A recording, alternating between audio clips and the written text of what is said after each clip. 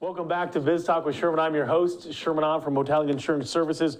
Really excited for our next conversation with Colleen here. Welcome back to Biz Talk with Sherman, Colleen. Thank you, Sherman, for having me here today. I'm very happy to be here and share some insight to your viewers. All right. So first question that we have here is, should you open a company by yourself? So something that everybody should really know, well, we live here in Texas, and guess what? We're a community property state. So what that means is that your business or your ownership interest in a business may be considered community property. So the best way to get ahead of that is, number one, have an operating agreement that provides for divorce or a split. But also you can have waivers up front from your spouse indicating whether they consider themselves to be a member or whether they want to waive any kind of interest in the company.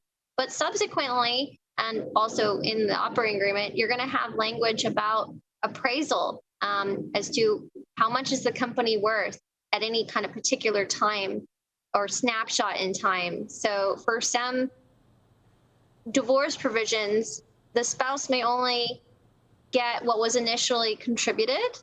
And in other ones, they're looking at the fair market value of that company.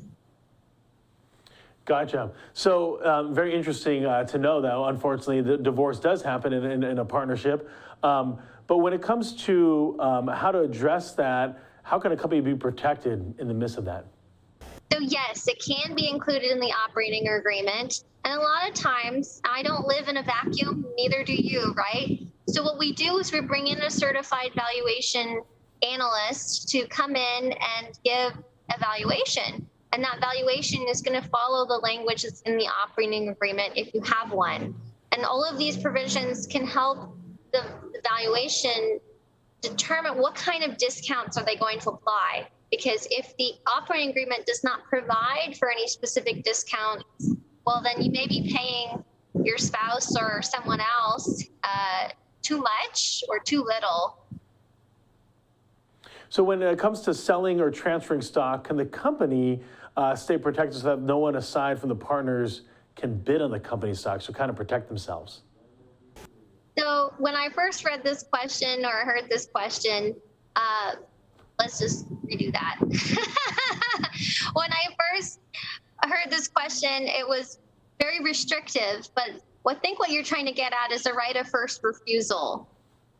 You can put in the operating agreement provisions saying that before an interest in a company is sold, that the other partners in that business can have essentially first dibs at that interest at a price that may be more attractive to them. I have seen it where they have a fixed price built into the operating agreement or a fixed formula. And if they don't have any kind of formula, then of course the exiting seller is going to want a fair market value for their interest. Colleen, thanks again for coming back on the show. If folks have any further up questions and they want to reach out to you and your team, how can they get in touch with you guys? Thank you, Sherman, for the time today. If any of your listeners or watchers want to contact me, my information is below here. My main number is 713-300-9662, and my email address is cmigl@qmclaw.com. All right, there is. Thanks again, Colleen. We're going to hit a quick commercial break and come back with Roland Parker.